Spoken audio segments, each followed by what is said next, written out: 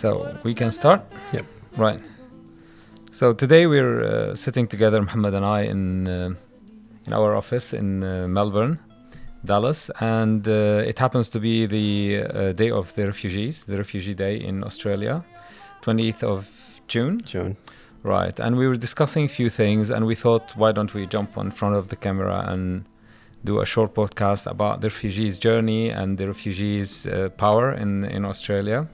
And one thing that we discussed earlier is sometimes one day and one event in your life would change the entire life, and how that would have an implication on your life, in your children's life, your family lives, and so on. And one story came to mind. About 7 years ago, we were all as a family living abroad in Dubai, and we were having a really nice life with some really good business. And then overnight an incident happened. We lost the entire business, 17 years of investment and building up a business and having a career. So we were forced to leave back to Syria in 2017. It was in the middle of the war. I mentioned that in earlier podcast. But the one thing that we never mentioned before, that being in Syria in the middle of the war and all those very dangerous circumstances and incidents that happening around us, and with 2 children, it was really dangerous to stay there. Yep. So it wasn't really a choice for us to leave. So we didn't choose to be refugees. Yep. We fled Syria to northern Iraq to be refugees, seeking safety for our children and for ourselves. So that was the point that we discuss before, and for some reason an idea came to some people that you chose to be a refugee. Yeah. You chose to come to Australia because you wanted a better life. Yes, we wanted to come to Australia because it's a safe country and we have a better life, but we did not choose to be refugees in the first place. Exactly. So that's the difference between being a migrant, like you choose to go and work abroad, which is totally fine. But then again, in some circumstances and some incidents, single incident can trigger a chain of circumstances that most of the time are unfortunate, that would force some people to go and flee and seek refuge. Yep. So none of the refugees have actually chosen to be a refugee, because the refugee journey is not an easy one. And it's filled with challenges, filled with really hard decisions to make, and filled with also danger upon you, your life, and your children's, and so on. But again, once you're forced to do something, you have to go all the way. Yep. So we went all the way, and we applied, and we came, and now today is 2 years and 20 days for us in Australia. So we just completed 2 years and 20 days. Yep. We came 1st of June, and here we are. It's a good place to start up new life with, although there were a lot of challenges. We spoke about some of them before. We're gonna attend to some others in here. And I know your journey is a lot longer. You've been here for 21 years. 21 years, yeah. Yeah, and probably it was more challenging back then to come to a new culture than our journey. So, and then again, the choice was not yours. No. So, I mean, I was a refugee. I mean, you were a refugee for 5 years before you arrived here. I was a refugee for probably around, let's say, 12 years or more before I came to Australia. And I think this question about choice and decision-making for refugees is an important one, because, in a way, some people have this narrative that why do refugees choose to come to Australia or our countries, and why don't they stay where they are? And I can assure people that, in a way, very, very small percentage of refugees really wish what happened to them, and wish to leave their countries if the countries are safe, and if the countries probably no one would leave. Exactly right. So, and that percentage would be just the migrants of them, and everyone else had to flee. And really, going through the refugee journey for most people involves choosing sometimes dangerous choices, dangerous paths. True. Because what they are escaping is more dangerous than that. Yeah. Dangerous, and we've heard a lot of stories, including some of our stories of people in a way choosing to go through a very dangerous journey, like a boat journey, or like going through foreign lands without paperwork to reach safety for themselves and their children. And I think the narrative is an important one to kind of think about, especially when it comes to people who, in a way, let's say, when we put narratives around the stories of refugees coming here and taking our job, stories of refugees come here that, let's say, congest the roads and so on. And really, the two things I want to kind of get people to pay attention to is the scale of the refugee disaster and the refugee needs in the world. And I've got the United Nations, UNHCR's website here, and currently there are, so by the end of last year, there were 117 million people who were forcibly displaced. And 117 million people globally that are displaced. And in a way, for the last 12 years, we can see that people have been increasingly more and more people are displaced, and you can see that it's increasing. This is as a result of course, a lot of conflicts, geopolitical issues, but also global change and disasters that lead people to leave their homes. So in a way, this is a global, I would say, emergency. And yes, some people end up here, but this is a responsibility for the whole globe to respond to these crises and these conflicts, and for us to also be naive around the role that, let's say, a country like Australia or the West is playing in starting some of those conflicts. True. Now taking responsibility for the outcomes and the consequences of when people are forcibly displaced now because of what's happened in Iraq, what happened in Syria, what happened in Afghanistan. I think that's something to pay attention to. And the second thing for me that I really want us in Australia to pay attention to as well is really we're taking a very, very small percentage of the global refugee needs. And I think Australia has like 18, maybe 20,000 plus a few thousand places a year that allows refugees to come here through those visas.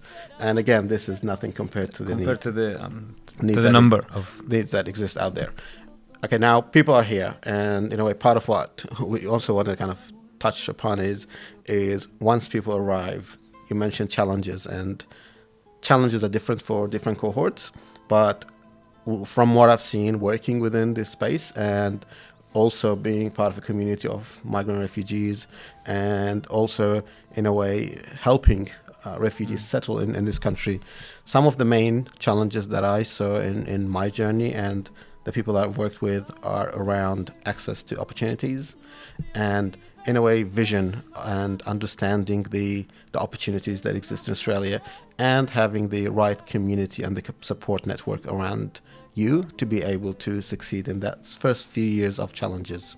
From you, what was some of the challenges that you faced, or you see people like you who've been here few years going through the challenges themselves?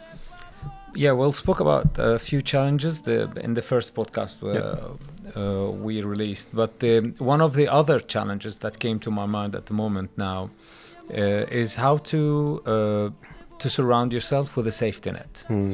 And one thing I realized here, I didn't pay attention to that before because there was no need for me to attend to those topics.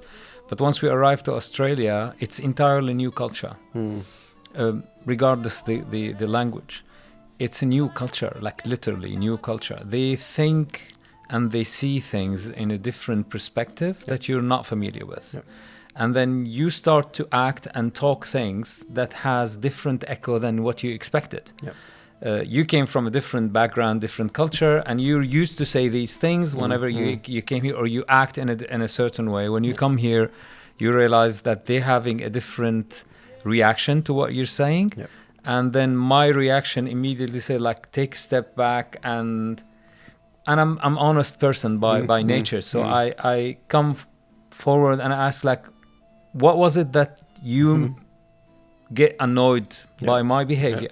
I'm new to the country. I always insist to mention that to them.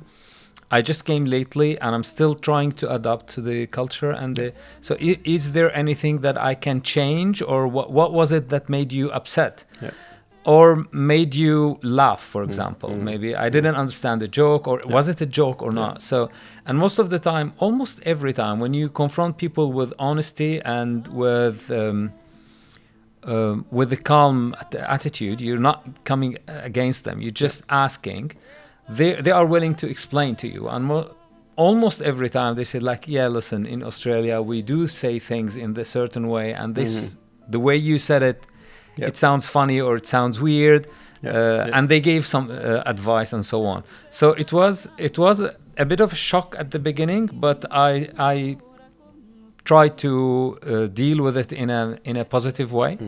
And in more like curious way. I was curious to understand why and so on. And the other thing that I realized here in Australia, comparing, because we as a culture and community, we tend to tell stories. We share the journeys and all. And in 2 years I think I've came across so many stories.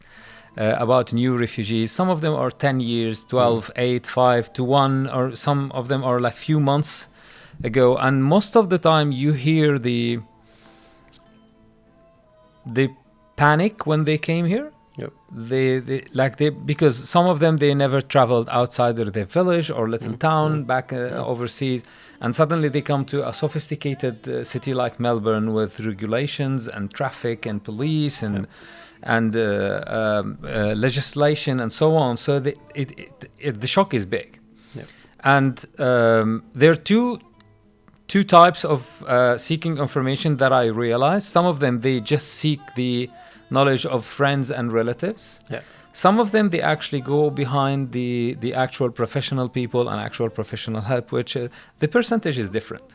But the good thing that I realized, that no matter what, if you have friends or you have a direct family or extended family, you feel like you've been embraced here in Australia. We were so lucky to have a lot of extended family here and direct family. My wife's entire family is here in Australia. They're all Australians. They've been here for many years. So it was a soft landing for us. People took us by hand, like, okay, here's where you do this, here's where you have to start your bank account, and so on and so on. So this safety net gave me a really good new perspective on our culture overseas. Like, we tend to support each other. So we tend to care for each other. Whether the information was correct or incorrect, that's not the point. The point is the caring. The point is the psychological safety. Exactly. The will to help. Like, you're new here, let me help you. What do you want? Do you want to know where to get your grocery from? Or so. And even if they are not really good friends, they just know that you're from overseas, and they are from the overseas, and so they just rush to you and they try to help you. Even if you go to any grocery, the cashier, if she's from our background, she immediately smiles and she's like, how long you've been here? And she tries to, or he tries to guide you through things. Don't take this, take that, and so on. So this, it was new to me, because I never used to look things in that perspective, and Australia taught me to see that the safety net, the culture, the community coming together in our overseas and refugees community is really something valuable, and we should really rely on with our navigation in new culture. So in a way, what you're describing is something that I really, in my advocacy work, push for, the community informal settlement process, because a lot of what we, in a way, go through is what government design. And in a way, as you came here, you must have gone through a caseworker who tried to help you, of course, and through, in a way, different organizations having funding from government to help you in certain aspects. But in a way, a complementary pathway and a complementary service to all of that is what the community could do. 100%. And in a way, really a lot of advocacy has gone from my side and from many others in really trying to build a parallel or a complementary system where communities, diaspora communities, migrant refugee communities themselves could come together and also provide those layers of support to the new refugees. And really, when you look at it, a lot of that work is done for free. A lot of that work is already happening. But the issue is it's not happening everywhere, and it's not happening for everyone. So when you go to a rural or regional town, you may not have the existing community. And even here, when it's happening, you had a family that could kind of start that process for you. Some people may arrive without any family and any kind of connections to the community. So in a way, early on, building those connections with the diaspora communities, with the existing community on the ground, and supporting communities also to strengthen themselves to provide that kind of support is probably crucial for successful settlement journeys, especially from a psychological safety point of view. When you arrive to a new environment, you want to feel some familiarity, and that comes through someone who speaks your language, who looks like you, who has the same values and traditions has been through the same journey, almost. Been through the same journey as well. Yeah. So in a way, that's kind of one direction that we would push forward for, in a way, helping to overcome some of the challenges that refugees have.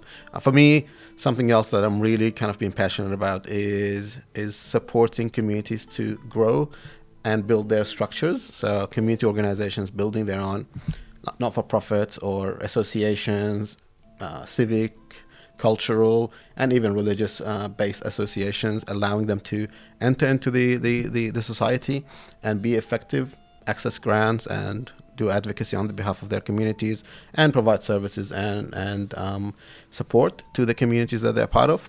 So that's one. And the second thing, which we're really very, very passionate about, is business creation and social enterprise, and really helping newly arrived communities and refugees access the opportunities that exist in a country like Australia through entrepreneurship, through creating their own business. And in a way, many kind of pieces of research had indicated that the refugee population has at least 3 times more entrepreneurial kind of initiatives than the mainstream population. And I mean, Australia is a very diverse and country, and about half of the population here either were born overseas or come from an overseas parent, born overseas parent.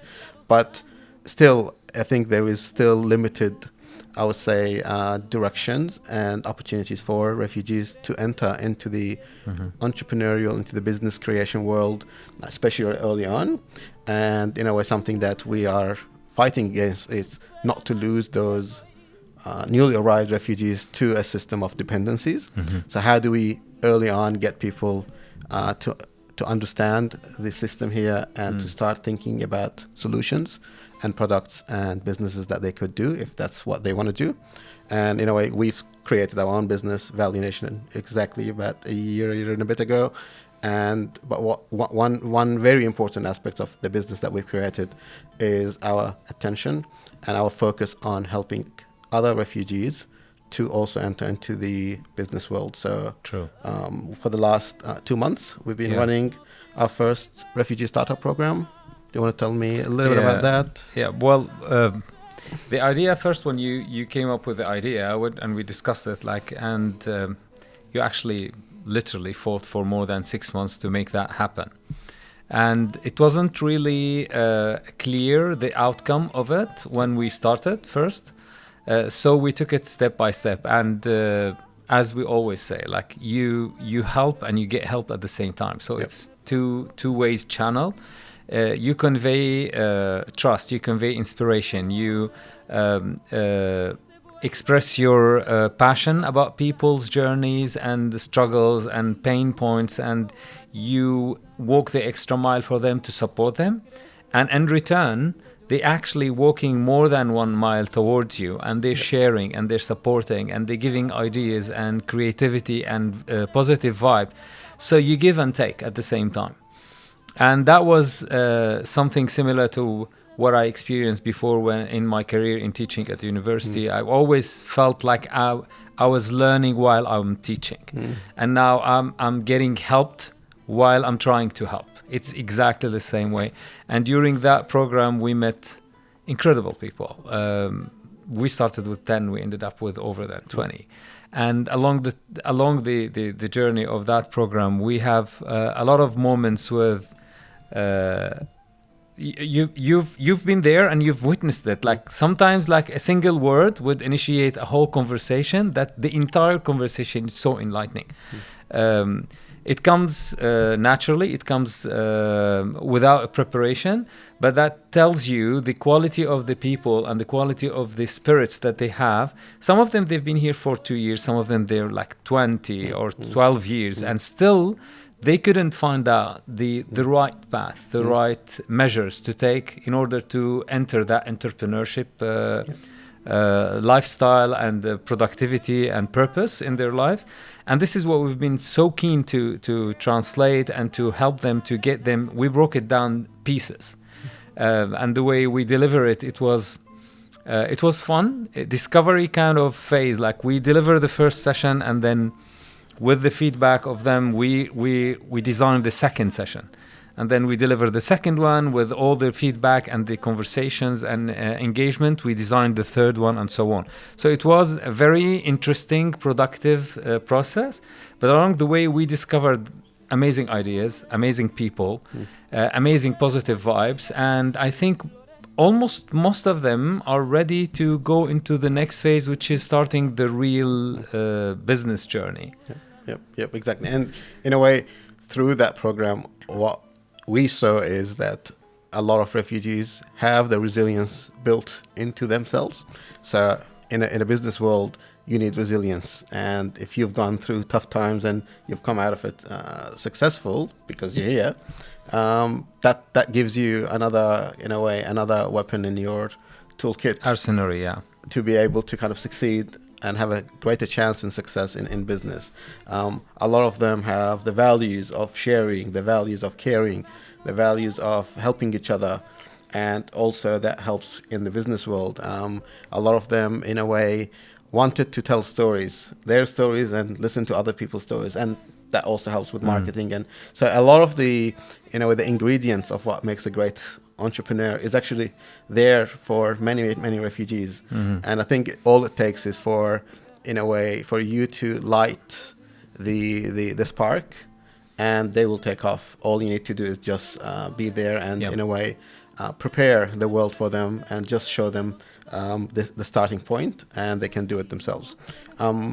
We had an amazing time.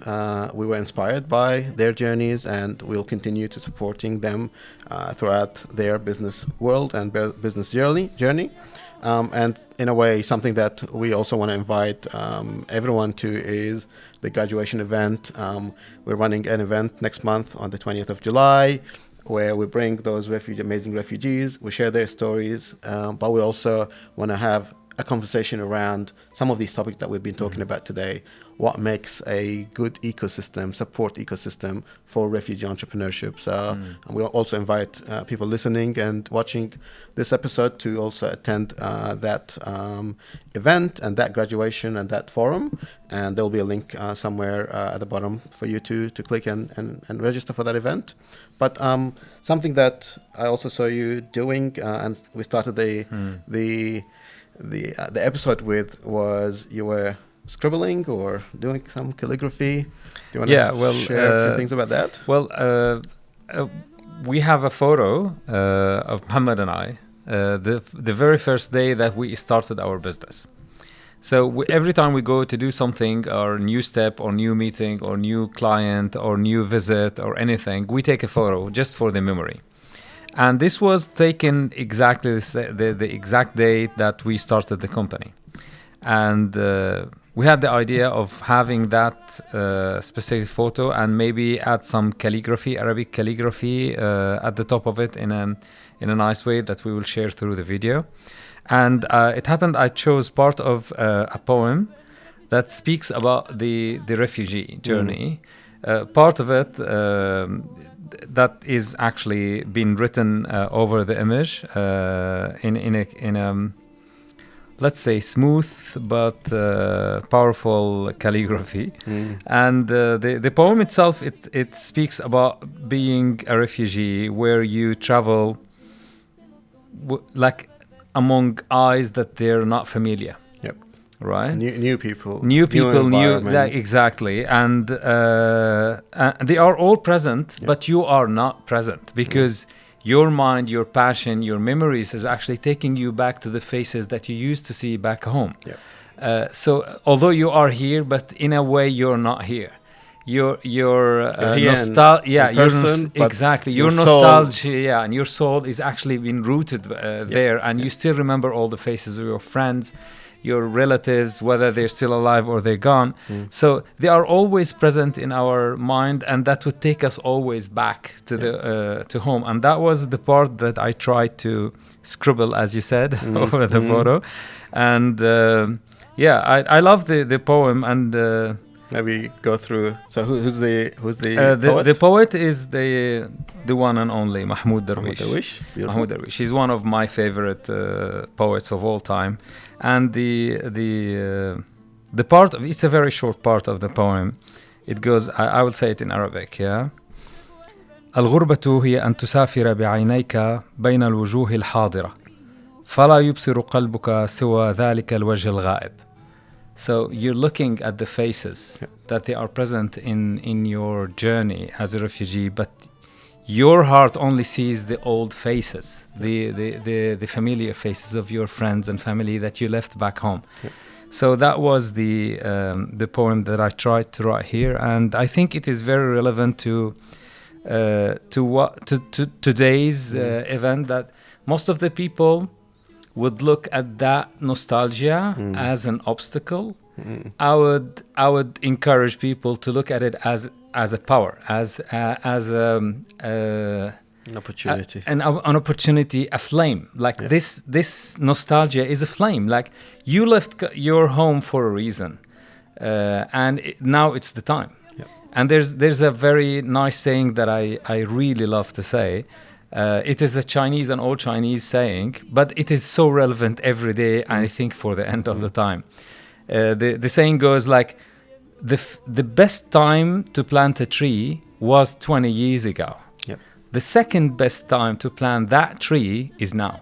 So you missed it 20 years ago, doesn't matter. Now you're still here, you're still alive, you still have the opportunity. Let's do it now. And this is what the whole program that we built to help these people, no matter what high level of English that you have, no matter how professional you are or not, how big your dream or how small, it doesn't matter. You are here, we are here to support you. Everyone in the group are willing to support you. You just go on into that journey, and let's do something with it. Let's help you to break into this entrepreneurship journey. We're all in to help you, and I know there's a lot of people around them, families and friends, and even strangers, when they listen to the stories, the amazing stories, and the resilience, and the passion, and the dream, everyone is willing to help, and I think they will all flourish in that space. Yep, that's great. Thank you. And really ask everyone who's watching us to also think, whether they're a refugee or not, how could they help another refugee? Find the organization that helps refugees. Find the community groups that work with refugees, or go yourself and try to find refugees around you in the workplace, in the community, in society, and find ways that you could support those refugees through their journeys, because the return for you, for society, for the refugee is great. And once we open the doors, they will be doing amazing stuff. So with that, we'll finish our podcast session today, and we invite you all to the event and come and talk to us and be part of our journey, and we'd love to be part of your journey as well. All right. Thank you. See you then. Bye. Tal como el amor que siento yo por ti, yo por ti, por ti, como el amor que siento yo por ti.